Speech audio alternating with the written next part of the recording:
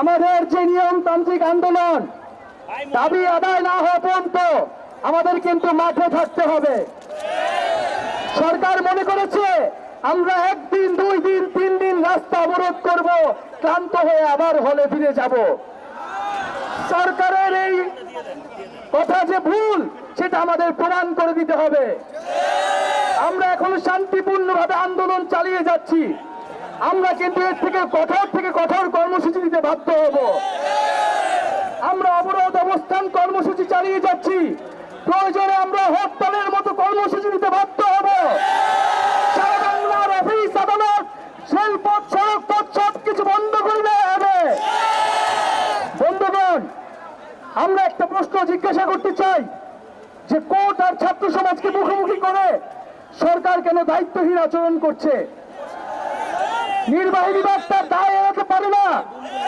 2018 সালে যেখানে আমাদের প্রধানমন্ত্রী আমাদেরকে প্রতিশ্রুতি দিয়েছিল যে কোটা থাকবে না, সেই কোটা কেন আজ ফিরে আসলো?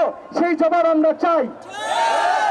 বন্ধুগণ, আরেকটি কথা বলতে চাই যে কোটার বৈষম্য শুধু প্রথম ও দ্বিতীয় শ্রেণীর বিষয় না, তৃতীয় ও চতুর্থ শ্রেণী থেকে কোটা বৈষম্য নিরসন করতে হবে। সকল গ্রেডে কোটা বৈষম্য নিরসন করতে হবে। বন্ধুগণ, আমরা শুনতে পেয়েছি হলে হলে আমাদের শিক্ষার্থীদের, আন্দোলনকারীদের বাধা দেওয়া হচ্ছে। আমরা প্রশাসনের প্রতি আহ্বান জানাবো যে আপনারা তৎপর হন। যদি শিক্ষার্থীদের বাধা দেওয়া হয়, এর জবাব কিন্তু আপনাদের দিতে হবে। যদি আমরা চাকরি না পাই, আপনাদের কিন্তু চাকরি থাকবে না। সে ব্যবস্থা আমরা করে দিব। সারা বাংলার মানুষের প্রতি আমাদের আহ্বান থাকবে, এটা শুধু শিক্ষার্থীদের আন্দোলন নয়, অভিভাবকদের প্রতি বলবো, আপনার সন্তান কিন্তু চাকরি পাবে না। আপনাকে কিন্তু নেমে আসতে হবে। আজকে দেশে কর্মসংস্থান নাই, আজকে দেশে চাকরি নাই। আজকে সেই গ্রাম থেকে আমরা এই বিশ্ববিদ্যালয়ে পড়তে এসেছি। আমরা একটা চাকরি চাই, মর্যাদার জীবন চাই। এটা কি আমাদের অপরাধ? আমাদের এটা কি অযৌক্তিক দাবি? তাহলে আমাদের সাথে কেন এই প্রহসন করা হচ্ছে? বন্ধুগণ, আমি অভিভাবকদের প্রতি, আমাদের শিক্ষকদের প্রতি উদ্যত আহ্বান জানাবো, আপনারা এই শাহবাগ মোড়ে আমাদের আন্দোলনের সাথে সংহতি জানাতে আসবেন। বিভিন্ন বিশ্ববিদ্যালয় থেকে যেখানে শিক্ষার্থীরা আন্দোলন গড়ে তুলছে, আমরা তাদেরকে ধন্যবাদ জানাচ্ছি। এবং আজকে এইখানে ঢাকার বিভিন্ন শিক্ষা প্রতিষ্ঠানের শিক্ষার্থীরা এসে সংহতি প্রকাশ করেছে, আমাদের সাথে মিছিলে ছিল।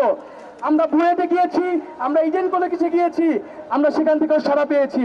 আমরা নির্বাহী বিভাগকে জানতে চাই, নির্বাহী বিভাগের কাছে, সরকারের কাছে 2018 সালের পরিপত্র কেন বাতিল করা হলো? তৃতীয় ও চতুর্থ শ্রেণীতে এখনো কেন কোটা বৈষম্য নিরসন করা হচ্ছে না?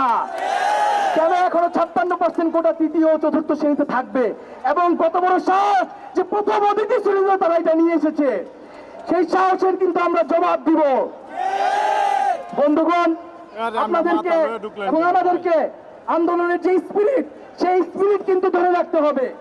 আমাদেরকে আমাদের যে ছাত্র ধর্মঘট এবং ক্লাস পরীক্ষা বর্জন কর্মসূচি আপনারা দেখেছেন, অলরেডি অনলাইনে কিন্তু স্বতঃস্ফূর্তভাবে বিভিন্ন বিশ্ববিদ্যালয়ের বিভিন্ন বিভাগের শিক্ষার্থীরা স্বতঃস্ফূর্তভাবে একাত্মতা প্রকাশ করেছে।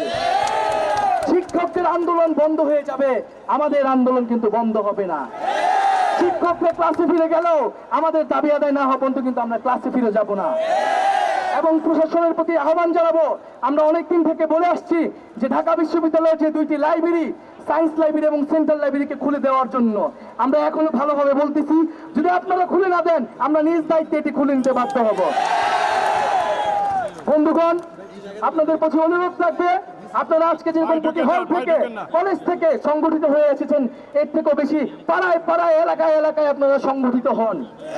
এবং ভাইদের প্রতি অনুরোধ থাকবে, আপনাদের যে কোনো সমস্যা, যে কোনো বাধা বিপত্তি আমাদের কাছে জানাবেন। এবং হলে হলে যারা বাধা দিচ্ছে তাদেরকে আপনারা প্রশ্ন করুন, সে কি আপনার চাকরি দিতে পারবে কিনা? আপনার হলের ভাই কি আপনার চাকরি দিতে পারবে? তাহলে আপনার পথ, আমার রাস্তা আমাদেরকেই কিন্তু বেছে নিতে হবে। আর যারা হলে হলে বাধা দিচ্ছে, যেসব পদপ্রত্যাশীরা, তাদের উদ্দেশ্যে বলতে চাই, তারা কিন্তু পথ পাবে না। শিক্ষার্থীদের আন্দোলনে বাধা দিয়ে কেউ পথ পায় না। বন্ধুগণ, এখন আমি আহ্বান জানাবো যে আপনারা যারা হলে হলে বাধা দিচ্ছেন, আপনারা এই আন্দোলনে আসুন। এই আন্দোলনে সবাই মিলে আমরা একত্রে এই আন্দোলনকে সফল করে তুলি।